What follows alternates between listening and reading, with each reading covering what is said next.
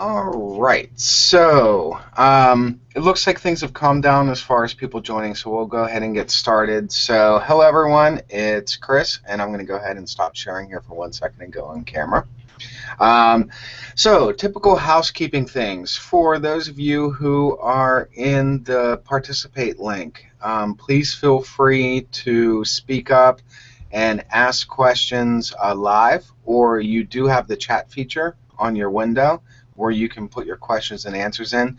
For those that are on the view only link, you do have your Q&A box where you can submit a question, and as always, you're more than welcome to come over on the participate link as well. We have room tonight for all of you. And tonight, this is particularly important because I really want this session to be interactive and have you ask your questions.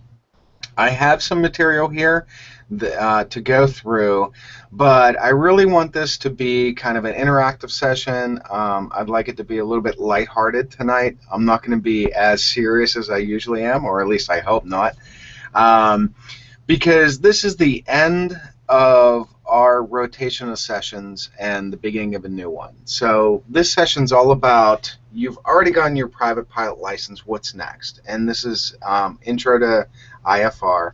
And for most people, especially if you are either on a 141 track or you're on a track to go to the majors as your final destination, your instrument rating is probably the next one you're going to get. It doesn't have to be, but in most cases, that's the way it is. So this is an important topic for understanding what your next steps are. So let me go ahead and we'll go ahead and get started here. Let me go ahead and share my screen. And again, tonight I'm sharing my presenting and my hosting duties. So bear with me for 1 minute. So you should be able to see my screen. And let's go ahead and get started. So before I get into the actual content, I want to make sure that you all understand what you're getting yourself into when we talk about instrument flight. So today, when you're flying, this is what you get to see. So you have your instruments in front of you, you're referencing them while you're flying, but you get to see the airfield in front of you, the ocean off to your side, you get to see the blue sky. When you get into instrument flight, this is what you're going to see for the next 40 hours. All you get to see is your instruments. But this is also particularly important because of the content that you're going to be learning. And we'll go into some of what that really means. But this is your view. So make sure you understand what you're getting yourself into. So how do you get your instrument rating? So there is a federal air regulation, 6165, that talks about the requirements for your instrument rating. Now, it's important to understand that instrument is a rating. It's not a certificate. You will, once you pass it, you will have your private pilot certificate with an instrument rating on it. It's an add-on. So what do you need? You need to take and pass the FAA written exam. There is a written exam for this. It is one of the harder exams. There's a lot more information about regulations, procedures, some rules, and it tends to be a little bit harder of an exam. You must hold a private pilot certificate. So obviously, this is an add-on certificate, so you can't get your instrument before you get your private pilot certificate. But I will say that there is a way that you can get your private and your instrument together. But at this point, if you're watching this, it might be a little bit too late and you might be too far into your private pilot. So you got to have a private pilot certificate.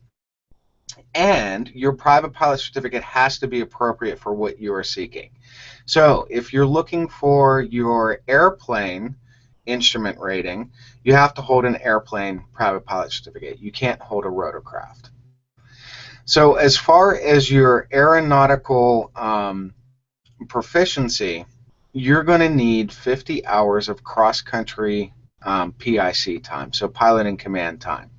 And of those, 10 have to be in an airplane. And this is the big gotcha for those that are going through a 61 school versus a 141. So if you're going 61, you're going to have to get some time building in before you go for your instrument.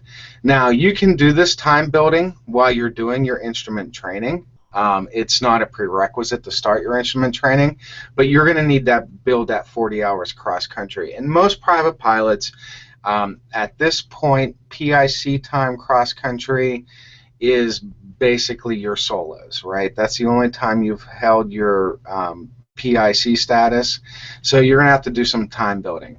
When you go through a 141 school, like I did, this requirement may not be applicable. But the problem with that is you're going to need these 50 hours if you're going to go commercial anyways, and that's exactly what happened to me. Is I went 141 private, I went 141 instrument, but now I'm doing my cross country and I don't have those 50 hours cross country PIC time, so you still have to build that time up. When you say 10 hours need to be in an airplane, what do the other, I mean, as opposed to what, rotorcraft, or you can't do cross country time in a simulator, obviously, so. Yes, correct. So you can have time in a rotorcraft and it'll count towards it. So if you hold your rotorcraft private and your airplane private, those hours will count. So you have to have at least 10 in an airplane, or So 10. or any other type of certificate, right? And that's what a lot of people do. They'll be glider pilots, and then they'll add on their airplane. And oh, okay, that makes sense then. so you're going to need 40 hours actual or simulated instrument flight. Now, for those of you who don't understand the difference between those, so actual means actual IMC conditions, which means lower than VFR and generally in the clouds. Simulated means that you're simulating instrument flight conditions, which generally means foggles or a hood, and we'll talk a little bit about those in particular later. Now, of those 40 hours, depending on the class of simulator, you can use a simulator for either 10 or 20 hours of that time. So 10 hours would be, there's like two classes of simulators. 10 would be the lower and 20 would be the more submersive simulator. So you can use a simulator for some of your training. Of those 40 hours, you need to have at least 15 hours of dual instruction by a CFII. Now, if you look at that, 40 hours actual simulated time, only 15 of those need to be dual instruction by a CFII. That seems to be a little bit offset there, but if you're Part 61, you can have a CFII train you in the areas that you need to be, and you can go off because you have your private pilot license, and you can do some of your training with, like, say, either a CFI who doesn't have their instrument rating, or a safety pilot. So you'll need to have 15 hours of instruction with a CFII. And you need to have 3 hours with a CFII within 2 months of your practical exam. And oh, by the way, a CFII has to sign you off. You can't be signed off for your practical test by a CFI. It has to be CFII. So that's an important distinction. So if you're going to train with an instructor, please make sure that he has his II, right? And you need to receive and log ground training in the applicable knowledge areas. Now, notice there's no hours here, and that's an important distinction in comparison to, like, your private pilot where you needed to have a certain number of hours. This one, there's no real hard number of how many hours on the ground you need. It's going to be up to you. Now, you can do that with an instructor. You can do that with a ground instructor, or you can take a home study course. So, like, say, the King course or a Gleim course or one of those. You can do a home study course and you'll get presented with a certificate. And while you are in training for your instrument flight, you will have to do one cross-country flight under instrument flight rules, and it has to be at least 250 nautical miles. Now, because it's under instrument flight rules and you are not an instrument pilot, that tells you you're going to have a CFII in the airplane with you. So it is a dual cross-country flight because he's got a file and he's got to be with you during the flight. Now, during that cross-country flight, you're going to have to do an approach at each airport that you're going to land at, and you have to do at least 3 different kinds of approaches. And we'll go into the different kinds of approaches a little bit later to give you an idea of what that is. But as far as the requirements go to get your certificate, that's pretty much it. It doesn't seem like a lot, but I can tell you it's a lot of training, and it can tend to be a little bit of a stressful training. If you look at other parts of the world, so this is very FAA focused, if you look at other parts of the world, the requirements are nearly identical. In Canada and in parts of Europe, I actually looked up the requirements, and in Canada, I think they're pretty much the same, except for your cross-country flight doesn't have to be 250 nautical miles. I think it only needs to be 100. But again, please check that. And I think in Europe, and I looked up the UK, and I think the difference between the UK and the US was they wanted 45 hours of instrument flight training. So no matter where you go in the world, the requirements are going to be fairly close together. Okay. So about the ground training, if you do like home study or self-study or whatever, can you just get, and if you just like read it, like one of Rod Machado's books or something, can you just get an instructor to sign you off to be able to take the written, I guess, then? If your instructor will sign you off, yes. No. Okay. Because there is an endorsement in the back of your logbook that says for ground training, I've given, and this student understands the applicable knowledge areas, so he can do that. Okay. Make sure you log the ground training, because I talked to examiners, and the biggest deficiency for the instrument and for the commercial is that people haven't documented their ground training. Yeah. How are you supposed to log it in your logbook? Is just not a flight or what? Yep. No, the ground training. So you can reference the syllabus you're using, the self-study course you're using. You can list the topics.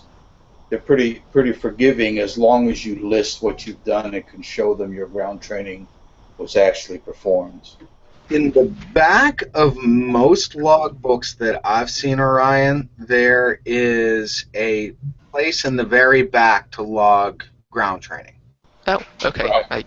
It's very open for interpretation how you log it, as long as you log it.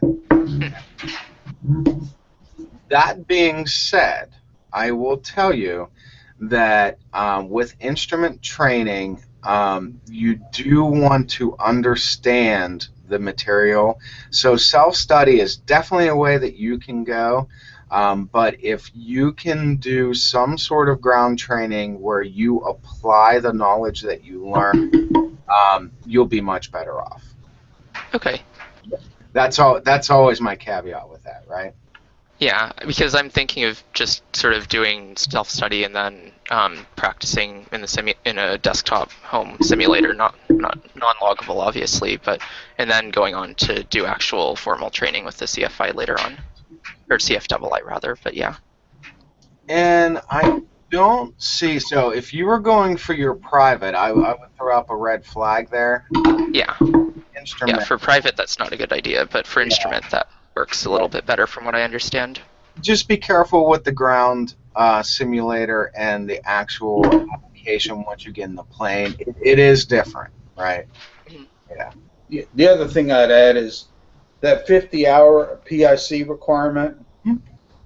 You can start your instrument training without having that. Yes. You Yeah. have to have it at the time you test. You can do it in conjunction with your training, but it adds time and it adds money because every place you land has to be 50 miles away. Yeah. So, Yeah. but you can do that if you weren't able to build up that 50 hours earlier. Yeah. Mhm. That is important. You can do that as you go along. And I'll tell you, I did my instrument. I started my instrument the day after I got my private. And I'll tell you, for 40 hours, I looked at this. I never saw this. I just looked at this. So after I got my instrument, I was thankful to see this. So that's an important distinction, right? I didn't get to enjoy my certificate while I was going through my instrument training, and it was very intense. So okay, so that's how you get it. So what does it allow you to do?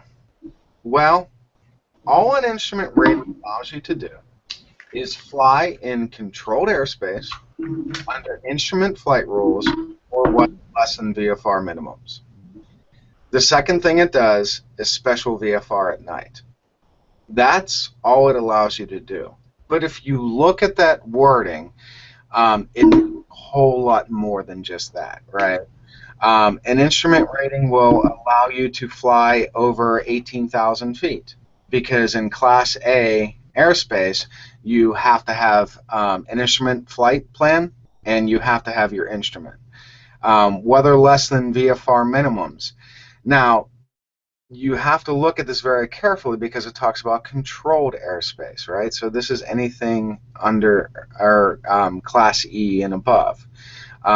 So that is what the instrument rating allows you to do. Special VFR at night, in your private training, you learned about special VFR, where you can and where you can't do it. And one of the things about special VFR at night was the pilot and the airplane need to be instrument rated or certified in the case of the airplane. So now with an instrument rating, you can do special VFR at night. There's a lot of gray area when it comes to instrument flying in Class G, which I won't touch tonight. But really, it talks about controlled airspace and instrument flight rules. What is it about class golf? Because it is uncontrolled, but I mean usually it's really low to the ground, but sometimes class golf, there are areas where it's kind of high up. What happens there if you get like routed through there? I mean, does ATC just You're not gonna route you full through there screen with with your the IFR? application, right? Okay, so look at Class G, right? So Class G either starts at 1,200 feet AGL or 700 feet AGL for most areas, right? Yeah. There's exceptions to that. So, can you fly on instruments in Class G without talking to a controller?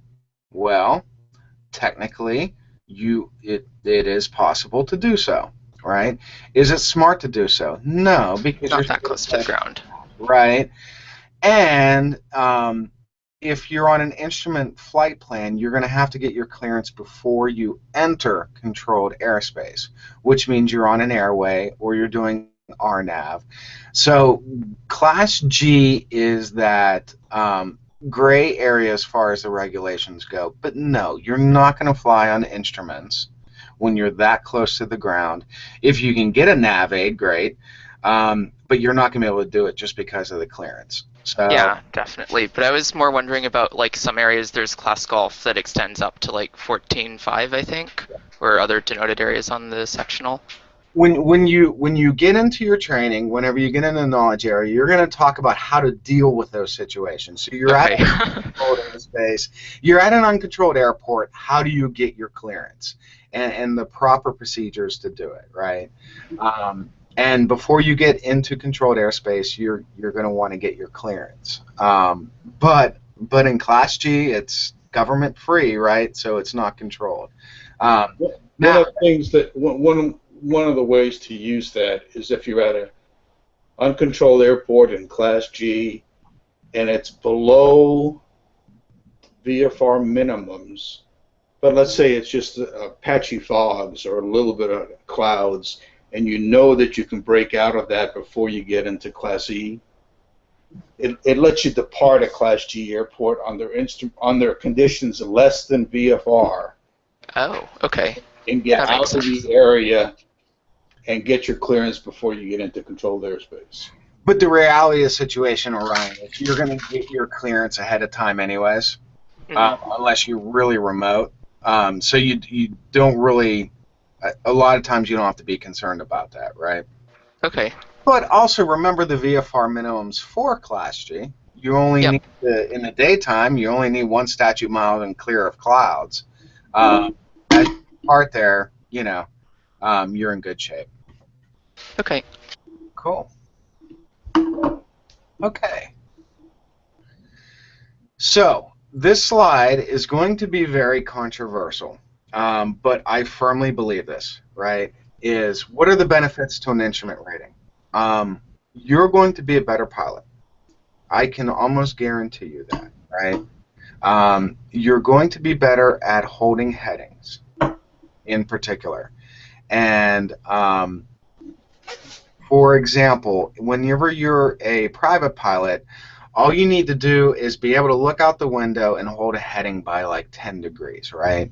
Once you get through your instrument rating, just by the natural way that your training goes, you'll be able to hold a heading much better. And today, I can hold a heading almost exactly through a whole cross country. So all that talk that we had about cross country flying and staying on your heading and checkpoints, it does make it easier. Now, can you build to that point just being a VFR pilot only? Yes, of course. But being an instrument rated pilot, you'll be able to hold headings better. Instrumentation. You are going to know your instrumentation in your airplane. If you look at the cockpit, right, today you casually glance at those instruments, and you may know what to do whenever one of them starts to fail. But being an instrument pilot, you're going to know the ins and outs of these instruments, and you're going to be able to tell when things go wrong, and you're going to be able to tell what instruments go wrong. You're going to learn things like the attitude indicator. Although your gut would tell you that when you're instrument flying, your attitude indicator is your primary instrument for pitch and bank, it seldom is. You're going to learn that your heading indicator is your primary for bank, and your altimeter is going to be your primary for pitch. So you're going to learn, oh, sorry for the big plus sign there. You're going to learn your instruments, and you're going to learn how to determine how things fail. So you will learn your instrumentation so much better than as a private pilot. You're going to learn power management.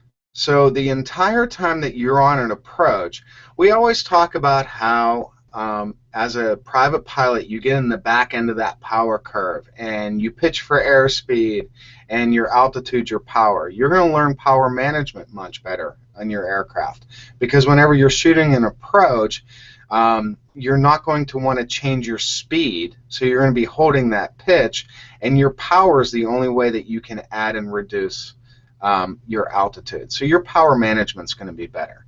And I can tell you, you haven't lived until you've done an ILS approach down to minimums where you're 200 feet above the ground, and you right then throw all of your flaps in all at once and do a landing that way. So you learn power management, and by extension, how your aircraft works better. You're going to get naturally better at ATC communications, because whenever you're doing an instrument flight, you're always in communication with ATC. So for those folks that are shy on the radio or don't know what to say, you're going to get better by default, because you have to respond to ATC, and there's a lot of communications. And you're going to hear things better too. There's nothing like listening to ATC while you have your AWOS or your ATIS on the other channel, and you're listening to both at the same time. So you'll get better at communications. Very big bonus. Your weather knowledge is going to get much more in depth. Even teaching the meteorology classes on here, I hear a lot of the questions that the private pilot students have on weather. You're going to understand things a lot better because you have to understand how the environment works to a greater detail. You're going to have to learn how to avoid severe weather. You're going to have to learn how to identify and avoid icing conditions. These are all things you're going to learn better. So your weather knowledge is going to get better. And because of all of these things and much more, your pre-flight planning is going to get better. You're going to need to be able to determine your weather along your course. You're going to need to be able to determine your weather at the destination because you need to know whether you can land there or you're going to need to have a backup airfield that you're going to land at. You're going to have to learn how to not just listen to a briefer but interpret the information.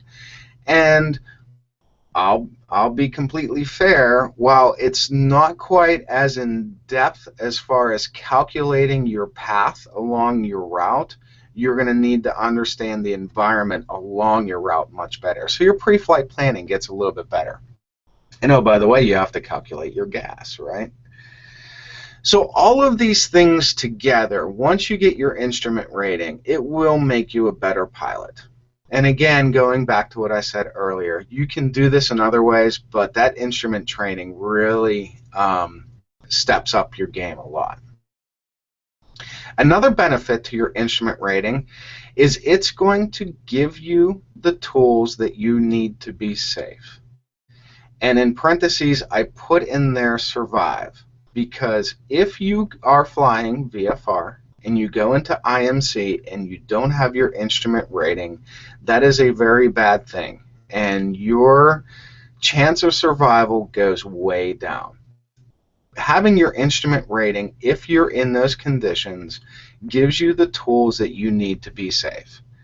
That being said, there is a huge misunderstanding about instrument rating, and that is that instrument ratings make you a safer pilot, and that is absolutely not true.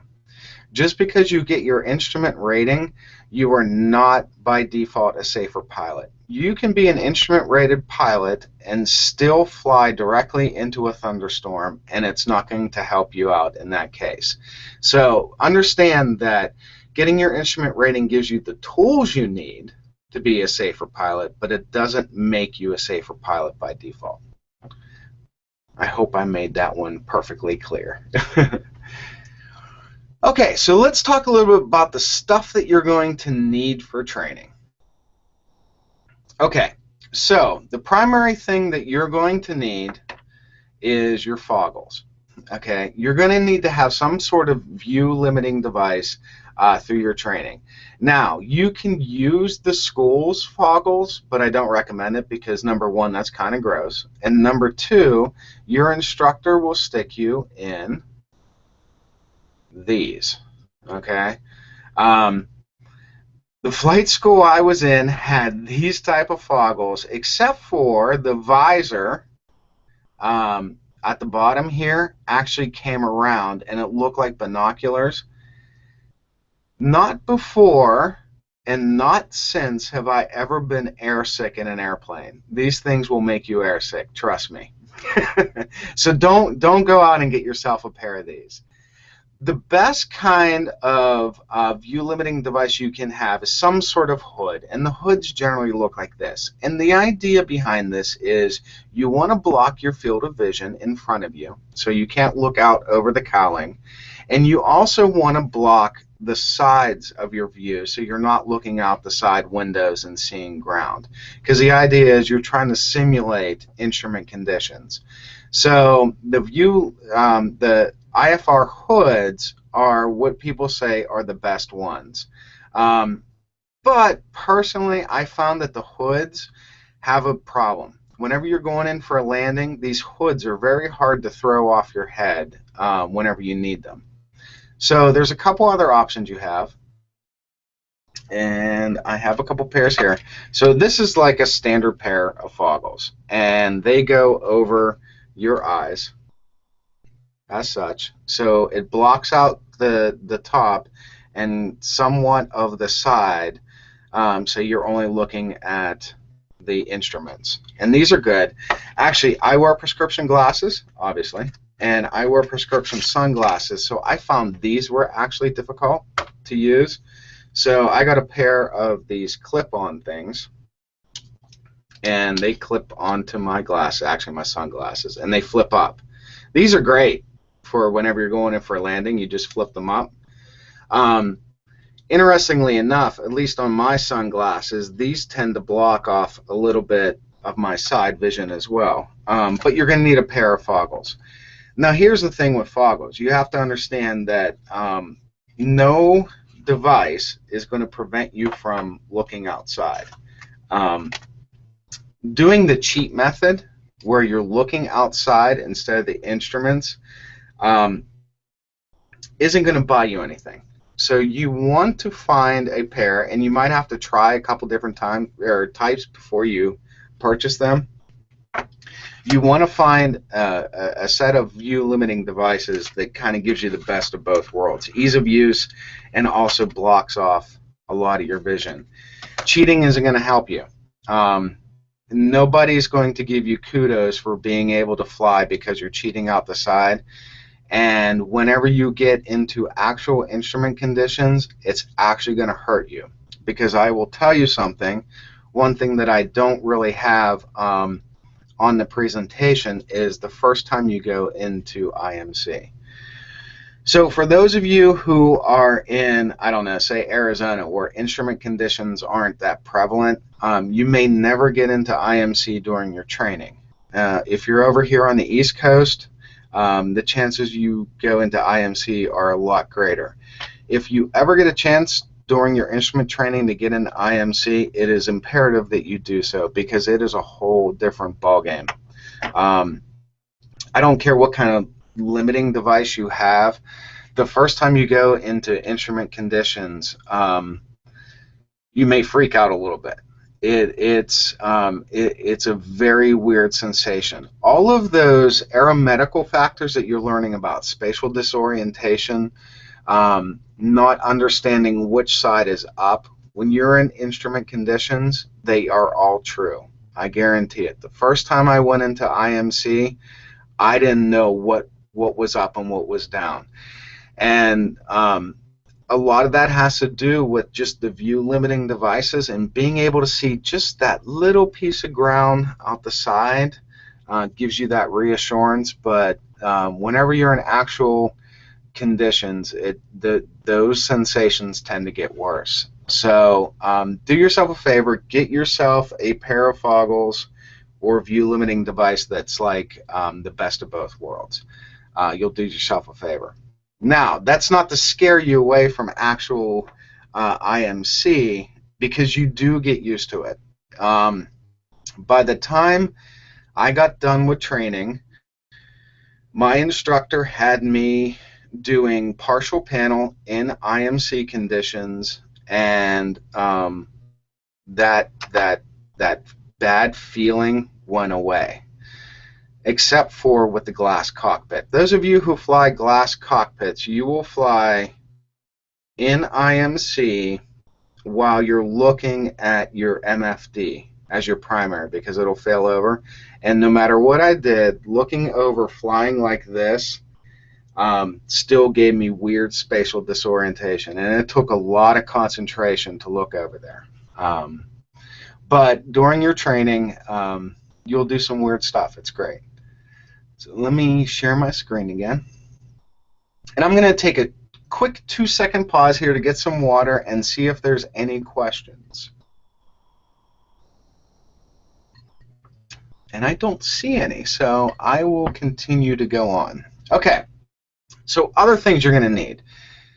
Your charts are going to look different. So today, you're used to seeing nice sectional charts. Well, in the world of instrument, you now have low altitude and route charts, and they're going to look a little bit different.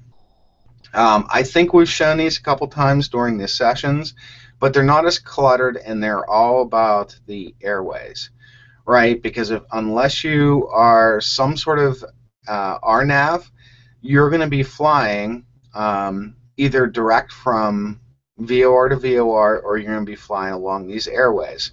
So the things that are on the ground aren't as important whenever you're in instrument flight. That being said, don't give up your VFR charts, because you're not always going to be in IMC, and you're going to want that sectional chart to be able to reference it, but your primary means of navigation are now going to be the en route charts. How do you do RNAV? Do you use like GPS or what? GPS. Yeah, and if you look at, let me see if I can find one here real quick. The GPS things look different. Here's one. So here, I think you can see, I guess that's Wombat there. It's the blue. Here, let me make my cursor bigger. It's this blue thing here. That's a GPS navigation. Huh. So in your GPS, you can either use points of interest like Wombat, or they will have the VORs as a waypoint, or they'll have an airport as a waypoint. So all of the things that you have on a low route chart are going to be in your GPS, but you have some additional waypoints that you can use. So for example, in this thing, if I wanted to fly from this Clarion VOR to Franklin, I can do that using area navigation. I could also do it using VORs. Cool. Okay. So here's where my knowledge of the rest of the world is going to, or my poor knowledge of the rest of the world is going to hurt me, right? So in the United States, we have the Instrument Procedures Handbook, and it looks like, I'll show you the cover. So this is an FAA book. You can download it, or you can buy a printed copy. This is all about how you fly using NavAids, right? So you're going to want a copy of that. You're also going to need your TIRPs, which are the Terminal Instrument Procedures. I actually tried to look for a copy of mine, and I couldn't find one. But the TIRPs books kind of look like, this is actually an AFD. Orion, you'll laugh, because it's old. But it's actually the TIRPs, and it's found at the top, right? So the AFD is now called the chart supplement. This is old, sorry. But it kind of looks like this, and it's a big, thick book that has all of your procedures in it.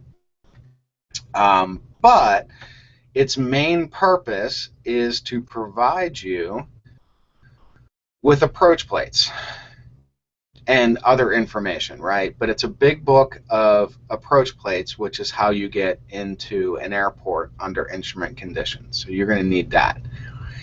When you mentioned the Instrument Procedures Handbook, you showed a PDF that had the cover of the Instrument Flying Handbook. Those are two separate books. So should you be using one over the other? Or? Oh, sorry. Sorry, did I do that? Yeah, sorry. I grabbed the wrong one. There is an Instrument Procedures Handbook. Sorry, I grabbed the PDF. Yeah, there is an Instrument Procedures Handbook. What's the difference between the two books? This is all about... Actually, are they the same book now? No, the Instrument Procedures Handbook is a bit newer, I think. No, the Procedures book is really more than you need for going for your certificate. It tells you how they determine approach minimums and when you can make your first turns and what the penetration of the climb out angle is for obstacles and how that affects your departure. It's very technical about how approaches are designed and not so much about how you fly on instruments. Yeah, yeah, and the Procedures Handbook, or the Instrument Flying Handbook, is like the how do I want to call it? The Pilot's Handbook of Aeronautical Knowledge for Instruments, right? Mm-hmm. Okay, cool. Sorry about that. I thought I had everything good.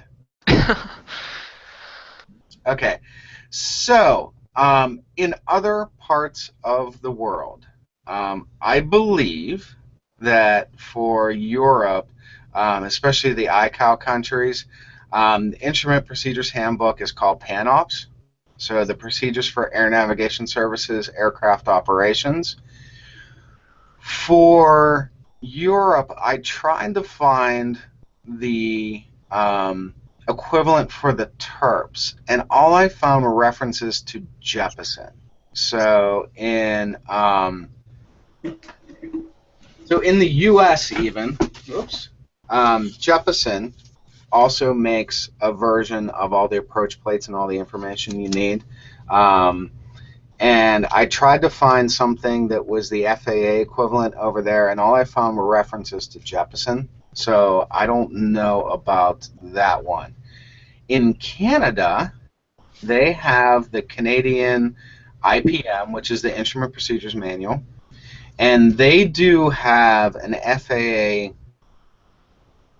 equivalent of their charts, which is the Canadian Air Pilot. So if anyone happens to be a Canadian or a European pilot, they can correct me on that. I would appreciate that. But that's what I found for the rest of the world.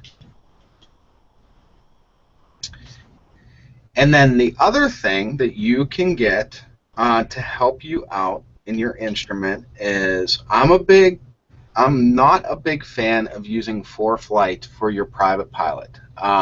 But for your instrument, this is where I would start introducing ForeFlight or a similar EFB into your flying. I use ForeFlight during my instrument training, and it really helps on cockpit management because I showed you, or I talked about the TERPs. It's a huge book, and flying through trying to find your approach plate while you're in the air in this huge flip book is rather difficult, where on an iPad you can bring it up. That being said, please do not show up to your check ride without a TERPs in the airplane, and make sure you know how to use it, because if there's one time a DPE will fail your iPad on you, it's during your instrument and you're using ForeFlight. So now it's time to start getting introduced into ForeFlight. Okay, we're doing good on time. So let's talk a little bit about the areas of study, right? So what are you going to learn during your instrument training? And I break it up into 4 main areas. The first one is beginning your training, and it's all about BAI, or Basic Attitude Instrument Flying. This is where your instructor is going to take you up, put you under the hood, and have you fly with reference to the instruments. Now, you've done part of this during your primary training, but there's a different type of focus here. So you did, turn 10 degrees, turn or climb and descend. This one is all about how you build up your scan. The most important part about instrument flying is building up a scan, and that's not looking at one individual instrument for any given time. You have to have a constant scan across all your instruments to make sure that they're telling you the right thing and you're interpreting the instruments correctly. So that's a big part of BAI. Another part of BAI is how do you deal when one of your instruments does go belly up? What do you do whenever your airspeed indicator goes belly up? How can you tell how you're changing your power? How can you tell that you're changing altitude when your altimeter fails? So you'll go through vacuum system failures, you'll go through pitot-static, and basically what they do is they cover your instrument with in a Post-it note. And another big part of BAI is compass turns. You will learn how to fly your aircraft solely by compass, and that's by doing turns according to time, and that's doing understanding. We talk about the compass errors. You'll learn to appreciate those a lot better when you're here. So another part of BAI is doing all of your maneuvers that you did during your private, but now you're doing it under your hood. So you're going to do stalls, you're going to do steep turns, If your instructor is a jerk like mine, he will make you do an accelerated stall coming out of a steep turn under the hood. So you're going to learn all of those maneuvers, and also the unusual attitude. So that's what the BAI is all about. You're going to do holds. Holds are probably the most difficult part of instrument training, and the reason why I say that is because it's completely new to you, right? A hold is a concept that you don't really have to deal with whenever you're a private pilot. So holds are different. How do you enter a hold? How long do you stay in the hold? And the timing, because you're expected to do a hold in a certain amount of time or a certain amount of distance. So you're going to have to learn how to do that. So holds are a big part of your training. En route, so during your cross country, you're going to be doing en route procedures, and that's all about going from point A to point B and all of the procedures. There's not a huge emphasis on the en route side of it, because doing all the other things, naturally you learn a lot about how to handle yourself in the en route.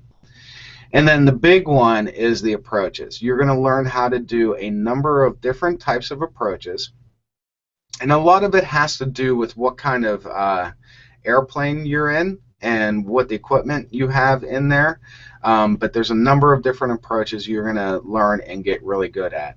And in parentheses here, I also put SIDS and STARS, so standard instrument departures and standard terminal arrivals. So there's other procedures you're going to learn about and how to fly those as well. But those are the general areas of study whenever you're doing your instrument. Let me take 2 seconds here for a question check, and I don't see any. So we'll continue on. I'm going to skip the next slide and go to instrument proficiency. So once you get your instrument rating, with your private certificate, you know you have to do a BFR. So every 2 years, you have to do you have to go up with an instructor and check to make sure that you're still proficient. Biennial flight review. With instruments, your requirements to stay instrument current are a lot higher. So instrument proficiency, it's under FAR 6157. Within every 6 months, either in actual conditions or simulated, like with a pilot buddy who's being your safety pilot, you're going to have to do 6 instrument approaches. You're going to have to do holds. You're going to have to do a hold, right? And you're going to have to intercept and track courses through electronic navigation. Now, that intercepting and tracking courses, that could also include vectors from ATC, right? So you have to do that within a 6-month period. Now, that doesn't sound like a lot of work, but when you think about it, that's a lot of practice in that period of time. And this is just to keep you proficient enough to, according to the FAR, you're going to have to practice this stuff more often. So actually, I'm surprised it's not a lot higher. But let's say within 6 calendar months you can't do those things. Well, you're no longer able to file IFR. You're no longer instrument current. But the FAA gives you a 6-month grace period. So let's say I did my instrument approaches in January. Now here we come to July, and I haven't done what I need to do to stay proficient. I have till the end of the year to do these things. Now, I can't do it in actual conditions because I'm not IFR proficient anymore, so I have to do it with a safety pilot, but they give you a 6-month grace period. But after that 6-month grace period expires, then you're going to do an instrument proficiency check. And I'll bet Mark has done a couple of these, right? That's where you actually have to go with an instructor, and basically, while it's not with a DPE, it's basically a check ride again. The instructor has to sit down with you, give you at least an hour of ground training to make sure that you understand all of the ground school stuff, and then he's got to take you up in the airplane and make sure that you are proficient in order to do approaches, holds, and intercepting and tracking courses. So that being said, once you get your instrument rating, you want to keep up your proficiency on it. And I can tell you that I got my instrument rating, and I didn't do approaches, holds, or intercepting tracking for a long time. It was a period of almost 5 months. And I did these things, and I just hopped in the airplane with an instructor, and I said, take me out and get me current again. And it's hard. My holds were terrible. My approaches, well, my approaches weren't bad, but they were still pretty bad. I wouldn't consider myself safe. So it's very important that you keep up your proficiency once you get your instrument rating. So for the instrument proficiency check, is that sort of like a biennial flight review then, except it only occurs if you haven't done any your 6 instrument approaches, holds, and intercepting and whatever in the past 12 months then? Yeah, it's very much like a BFR, right? It's ground plus flight training. If you don't get in a situation where you fly, I'm sure an instructor will let you do both at the same time. But it's kind of the same concept. It's just going up with an instructor and making sure you're a safe pilot, right? Because that's what it's called. Okay, but if you stay current, if you stay instrument current the whole time, then you don't ever need to get an instrument proficiency check then? Correct. Oh, okay. Yeah.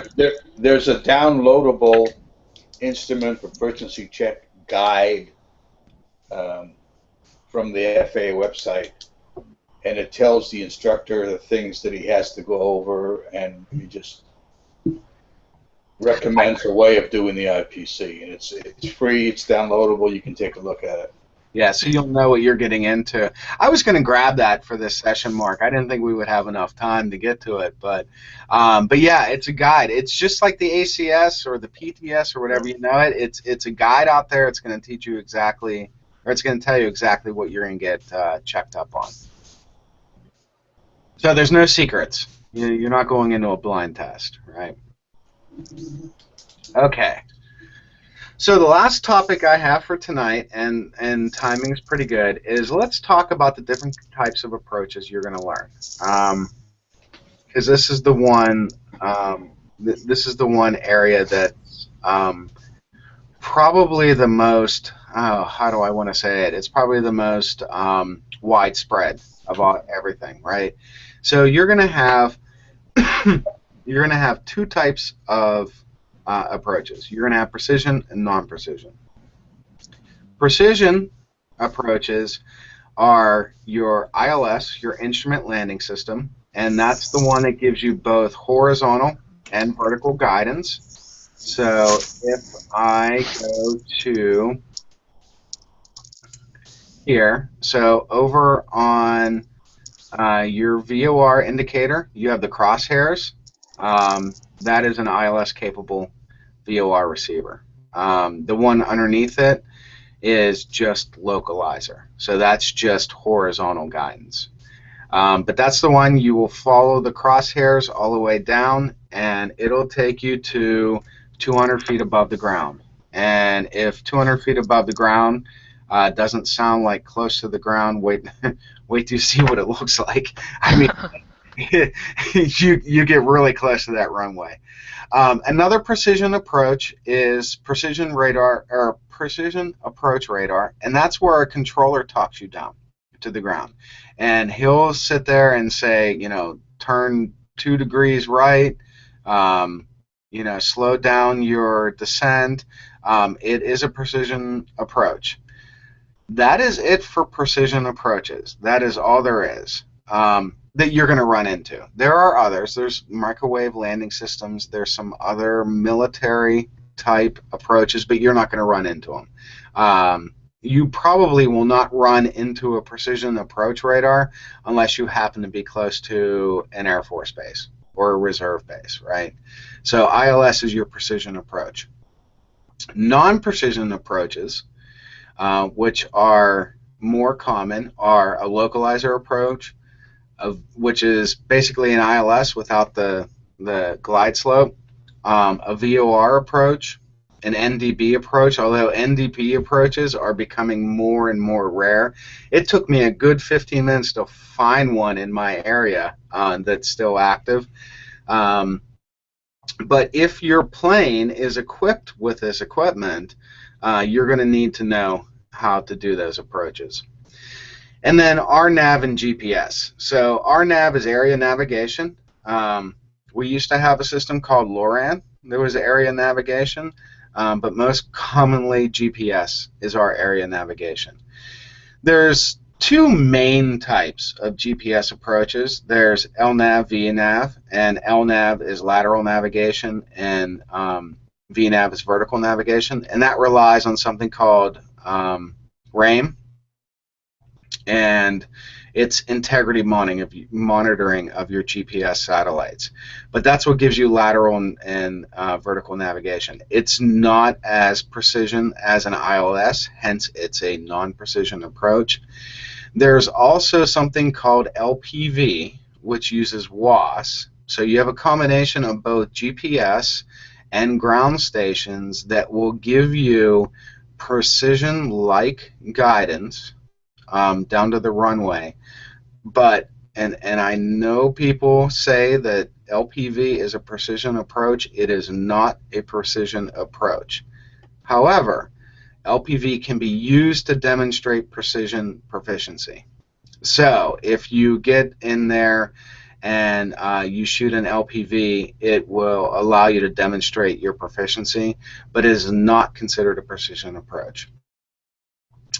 And then there's something called an SAR, or in the non-military world, it's an ASR. It's, oh boy, approach surveillance radar, I think, Mark. This one is really cool. This is cool.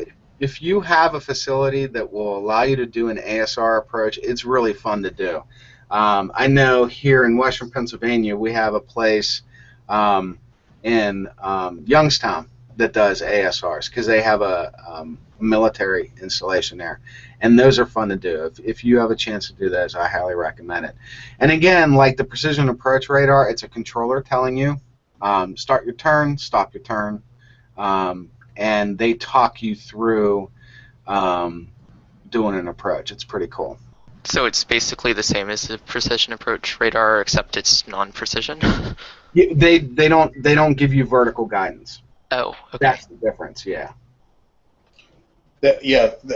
Lots of times the ASR will be combined with a PAR, so that the ASR controller will line you up, and then if there is a precision approach radar at the field, they'll hand you over to the precision controller, and he will talk you down to the runway. Huh. So PAR and ASR, those are only available with certain equipment on the field, as well as, like, what, military controllers, or what? Usually military controllers. Usually military. There's certain equipment they have to have on the field, and they generally install that at military bases. So you can always find out if they do that in your chart supplement. So you can always find out if a place has it.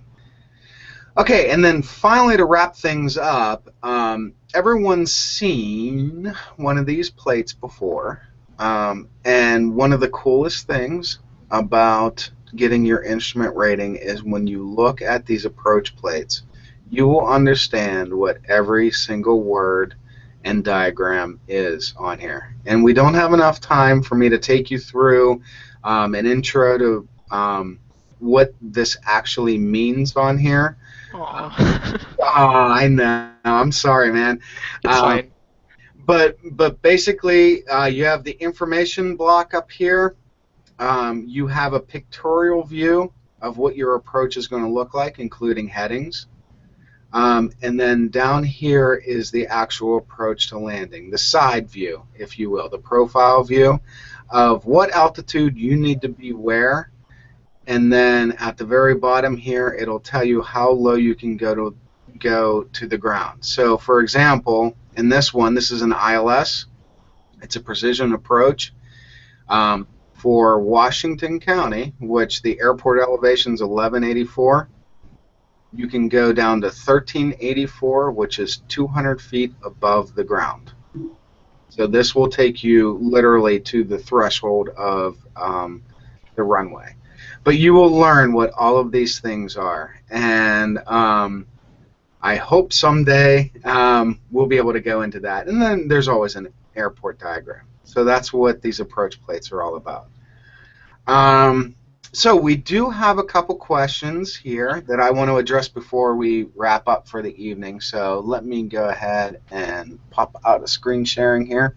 So Keith asks, what's happening in the real world these days on approaches? LNAV, VNAV, or ILS, what are the percentages? And I don't know the actual numbers, Keith. I don't see ILS going away anytime soon because it is just the only precision approach that we have. We still need the ILS. There's a lot more RNAV going on in general. There's a lot more GPS, so you're going to see a lot more LNAV, VNAV, and LPV approaches. You're going to see a lot of the VOR approaches get phased out, but I don't see ILS going away anytime soon. We still need it. And there's a lot of things that need to happen before the FAA calls even an LPV a precision approach. It's not going to happen anytime soon. And then Thomas asks, are you going to do a class just on the approach plates? And I'm sure Orion has this question too. We don't have plans to yet. We hope that we can get to the point where we get a little bit more involved in the on the instrument side of things, but right now we're pretty busy just on the private pilot stuff. So we like to take this opportunity just to give everyone an intro into IFR. But I will put on the request block that we go into a little bit more on approach plates the next time. So no plans yet. That we're going to keep working towards that. So someday, maybe in the future. So are LPV approaches similarly? Do they have like similar precision to an ILS approach? Just in terms of actual accuracy, it's just not actually certified as such. Yeah, the reality is they're pretty damn accurate. They will take you down to here. Let me see. Do I have an RNAV on here? So it should be on that ILS chart. There should be another. So this is the RNAV into Allegheny County. I can tell you the ILS takes you down to 200 feet. The LPV takes you down to 302 feet. So it's not quite as precise, but just like the ILS, you have a glide slope you follow. It has a lot of the same things that an ILS does. It's just not precise enough to take you to the same level. Oh, so it's actually just a matter of precision, not just certification then? Correct. Oh. Yeah. Is there anything as good as an ILS then, or more accurate even? Besides like military stuff like TACAN, I don't know. Microwave landing systems are just as precise as ILS. You just don't find them. They're expensive, right? And RNAV and GPS kind of pass them up. So you don't see microwave too often, and I bet you've never been in an airplane that's been equipped for it, right? Yeah. There are some military things that are just as precise. And, I mean, think about it. All of the ILS installations in the country are owned by who? The FAA. Does the FAA own the GPS constellation? No. and that's a big problem. So they can't sign off on the precision of GPS yet. Someday. So they're going to have to at some point, right? We're going to have something that either is GPS or works in conjunction with GPS that takes us to that point, because at some point the ILS are going to go away. You know, many years. I won't be flying that. So cool. Okay, let me do one quick check, and I think that does it for all the questions. So I hope this was informative. I hope this helped a lot.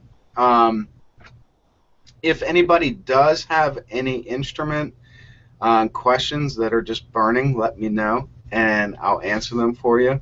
And hopefully in the future we'll have some more instrument-related sessions. That being said, as far as private pilot study goes, we're at the end of our rotation. So starting on Tuesday, 2 days from now, we're starting a brand new set of sessions. So we're going to do the getting started on Tuesday, also at 9. So if you have any friends who are interested in flying, or you know any new students, please let them know about us, and Tuesday would be a great day for them to start getting acquainted with our program. So that being said, Mark, as always, thank you very much for helping out, and if there's no other questions, we'll go ahead and shut it down for the night. I don't have anything else. Thanks, Mark. Thanks, Chris. All right, everyone. Have a good evening, and I'll see everyone on Tuesday. Okay, thanks. Bye.